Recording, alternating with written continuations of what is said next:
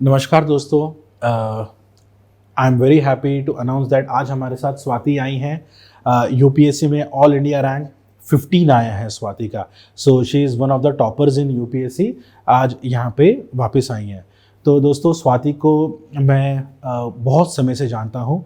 ये 2019 में लगभग दिसंबर में हमारे पास, जब हम भी यहाँ पे दिल्ली में एस्टैब्लिश हो रहे थे, उस समय ये स्वाति हमारे पास आई थी। एंड उस समय इन्होंने फीस कम होने की वजह से हमारा क्लासरूम प्रोग्राम ज्वाइन किया था। फाइनेंशियल इश्यूज थे इनको, एंड उसके बाद ये कोविड में वापस जाके इन्होंने घर से तैयारी की थी। बहुत अच्छा लगा स्वाति को देख के कि लास्ट ईयर भी इन्होंने मेंस पास किया था। ये इनका 3rd अटेम्प्ट है।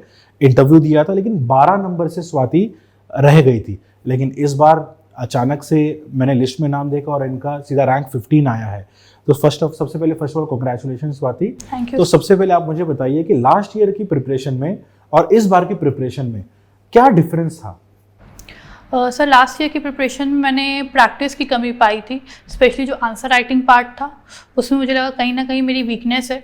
मेरे पास कंटेंट बहुत है लेकिन उसको एक प्रॉपर वे में प्रेजेंट करने का जो तरीका है वो मेरे पास नहीं है। मैं अपने प्रेजेंटेशन स्किल्स पे वर्क किया था। ठीक है, अभी आपने प्रिपरेशन की बात की है। जो सबसे मुश्किल है आजकल वो है प्रीलिम्स को क्रैक करना। अभी हमने परसों पेपर भी देखा, it was one of the toughest papers.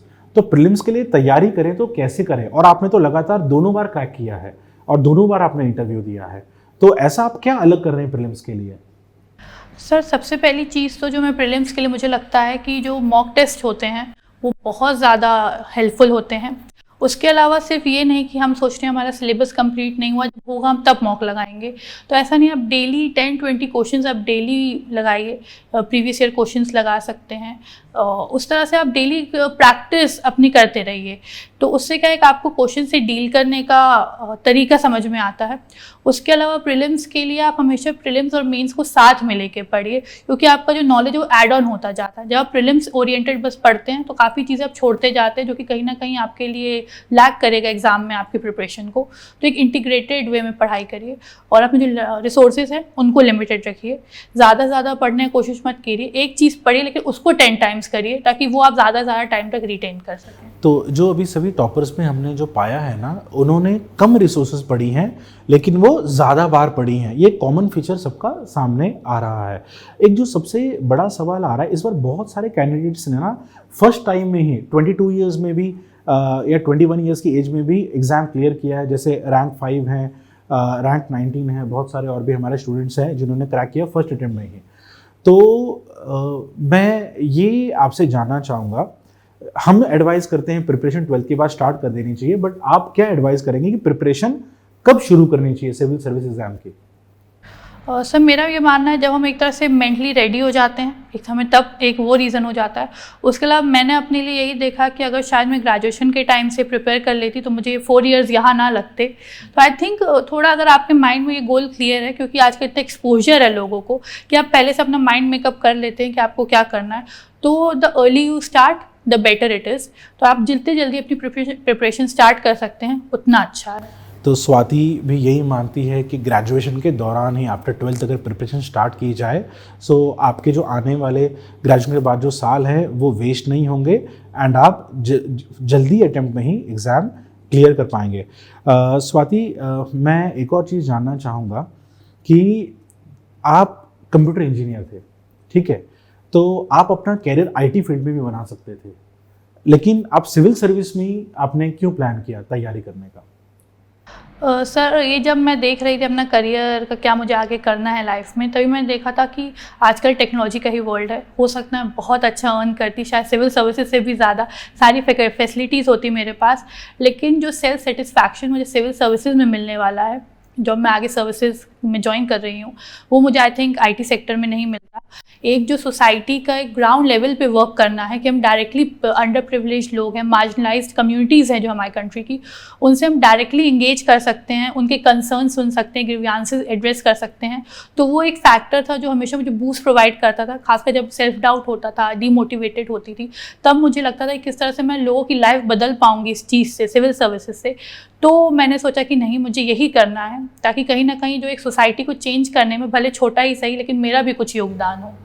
दोस्तों, अगर स्वाति से कुछ सीखने वाली बात है तो यही सीखने वाली बात है कि उनका जो मोटिवेशन है लोगों की सेवा करने का, एज एन IAS के बाद जो वो काम करने वाले हैं, जो उनका डेडिकेशन है लोगों के प्रति, स्पेशली अंडर प्रिविलेज्ड के प्रति, वो पैशन देख के बहुत अच्छा लगता है। एंड देश को ऐसे ही सिविल सर्वेंट्स की, ऐसे ही IAS की ज़रूरत है। सो बहुत अच्छा लगता है आप जैसे टॉपर से इंटरेक्ट करके स्वाति। अंतिम में मैं ये पूछना चाहूँगा, चहल एकेडमी का योगदान आपकी प्रिपरेशन में क्या रहा है? सर एकेडमी का योगदान डेफिनेटली मेरे पूरी प्रिपरेशन की जर्नी में ही रहा है, क्योंकि मेरे फैमिली में मुझे बिल्कुल गाइडेंस नहीं था सिविल सर्विसेज का।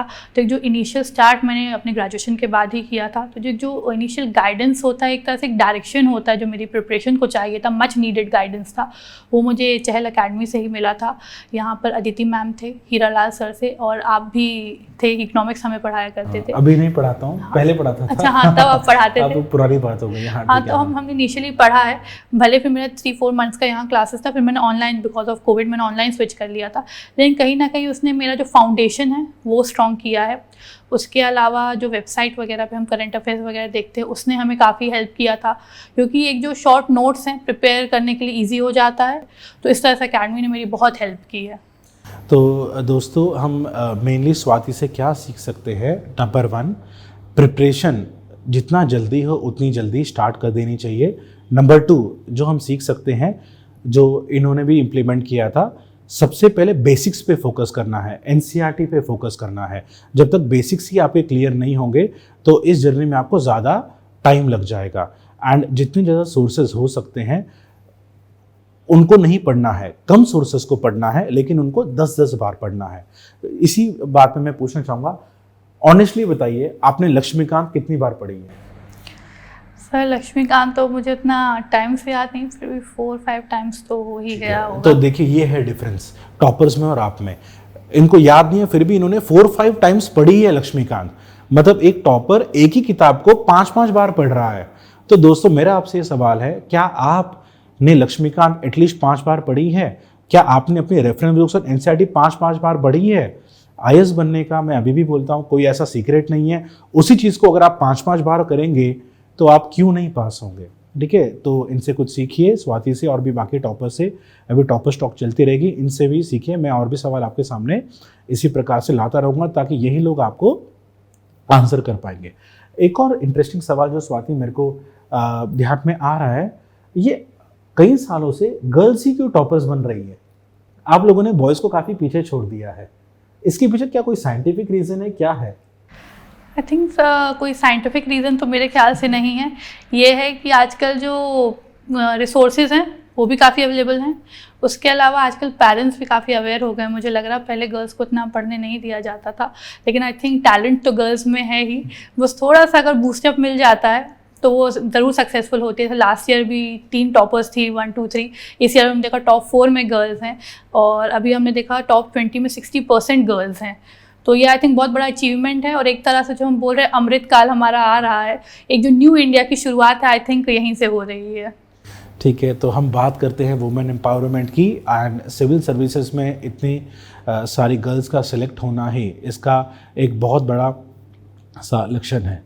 So thank you very much Swati, आपसे मिलते रहेंगे। एंड फैकल्टी मेंबर्स भी वापस आना चाहते हैं, क्योंकि वो भी भूल गए हैं कि आप उस समय हमारे स्टूडेंट थे। वो भी आके आपसे मिलना चाहेंगे, तो हम मिलते रहेंगे। एंड आपको चहल एकेडमी की तरफ से बहुत बहुत शुभकामनाएं। And we always wish you all the best in your successful journey as a very good successful IAS officer. Thank you sir. Thank you Swati. Thank you sir.